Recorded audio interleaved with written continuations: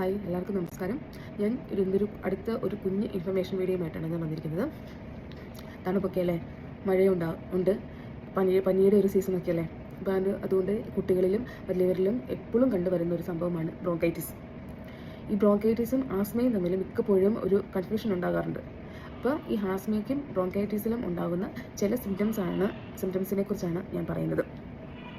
അപ്പോൾ ആദ്യമായിട്ട് എടുക്കുകയാണെങ്കിൽ ആസ്മ എടുക്കുകയാണെങ്കിൽ മിക്കപ്പോഴും ഈ ഡ്രൈ കഫ് ഉണ്ടാകാറുണ്ട്, ചുമ, എപ്പോഴും നല്ല ചുമ ഉണ്ടാകാറുണ്ട്. പിന്നെ ശ്വാസമുട്ടലുണ്ടാകാറുണ്ട്, ചെസ്റ്റ് പെയിൻ ഉണ്ടാകാറുണ്ട്, വീസിങ് ആണ് ഏറ്റവും മെയിനായിട്ട് ആസ്മയിൽ കണ്ടുവരുന്ന ഒരു മെയിൻ ലക്ഷണം എന്ന് പറയുന്നത്.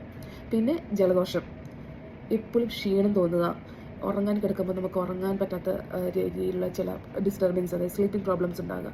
അലർജി ഉള്ളവർക്ക് ഒക്കെ ഈ ആസ്മ ഉണ്ടാകാറുണ്ട്. എന്നാൽ നമ്മൾ ബ്രോങ്കൈറ്റിസിലോട്ട് വരുമ്പോഴേക്കും അതിനും ആസ്മയുടെ തന്നെ ചില കോമൺ ആയിട്ടുള്ള സിംറ്റംസ് ഉണ്ട്. എങ്കിലും ബ്രോങ്കൈറ്റിസ് എന്ന് പറയുമ്പോഴേക്കും നമ്മൾ മൂക്കിൽ നിന്ന് എപ്പോഴും റണ്ണിങ് നോസ് ഉണ്ടാകുക, സ്റ്റഫായിട്ട് ഇങ്ങനെ മൂക്ക് അടഞ്ഞിങ്ങനെ ഇരിക്കുക, പിന്നെ എപ്പോഴും ഒരു ചെറിയ ലെവലിലുള്ള ഒരു ഫീവർ, പനി ഉണ്ടാകാറുണ്ട്. ചെസ്റ്റ് നെഞ്ചിങ്ങനെ അടഞ്ഞിരിക്കുന്ന പോലെ നമുക്ക് തോന്നാം, ചെസ്റ്റ് കൺജക്ഷൻ എന്ന് പറയും.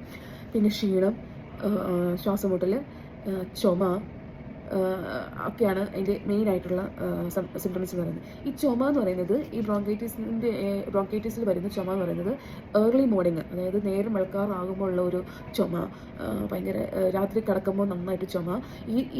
ഈ ഒരു ചുമ എന്ന് പറയുന്നത് ആസ്മയിൽ കാണുന്നില്ല. ആസ്മയിലുള്ള ചുമ എന്ന് പറയുന്നത് ഒരു ഫ്രീക്വൻ്റ് ആയിട്ടുള്ള ഒരു ചുമയായിരിക്കും. എങ്കിൽ ബ്രോങ്കൈറ്റിസ് എന്ന് പറയുമ്പോൾ ഈ വെളുപ്പാങ്കാലത്ത് ചുമയ്ക്കുക എന്ന് പറയും, വെളുപ്പാങ്കാലത്ത് ചുമയ്ക്കുക, അല്ലെങ്കിൽ രാത്രി കിടക്കുമ്പോൾ ചുമ കൂടുതലാന്ന് പറയുക, ഇതൊക്കെ ബ്രോങ്കൈറ്റിസിൻ്റെ ലക്ഷണങ്ങളാണ്. അപ്പോൾ ഈ ബ്രോങ്കൈറ്റിസിൽ എപ്പോഴും ചെറിയൊരു ഫീവർ കാണാം, റണ്ണിങ് നോസ്, അതായത് മൂക്ക് എപ്പോഴും ഒലിച്ചിരിക്കുക, മൂക്കിങ്ങനെ കട്ട പിടിച്ചിങ്ങനെ നമുക്ക് ശ്വാസം കിട്ടാതെ വരാത്തുള്ള ഒരു ബുദ്ധിമുട്ടുണ്ടാകുക, ഇതൊക്കെയാണ് ബ്രോങ്കൈറ്റിസിൻ്റെ എന്ന് പറയുന്നത്. എന്നാൽ ആസ്മ എന്ന് പറയുമ്പോൾ അതിൻ്റെ കൂടുതലും ഈ അലർജി ആയിട്ടുള്ളവർക്ക് ആസ്മ ഉണ്ടാകാറുണ്ട്.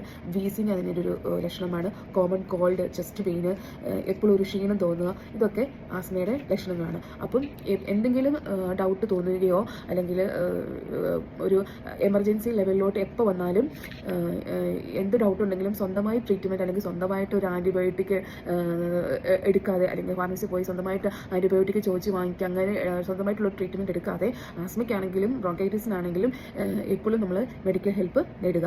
അപ്പോൾ ഈ പനിയുടെ ഈ സീസണിൽ എല്ലാവരും സൂക്ഷിക്കുക, റെസ്റ്റ് എടുക്കുക, സ്വന്തമായിട്ട് ട്രീറ്റ്മെൻ്റ് ഒന്നും എടുക്കാതെ എപ്പോഴും മെഡിക്കൽ ഹെൽപ്പ് തേടുക. അപ്പോൾ എല്ലാവർക്കും നന്ദി.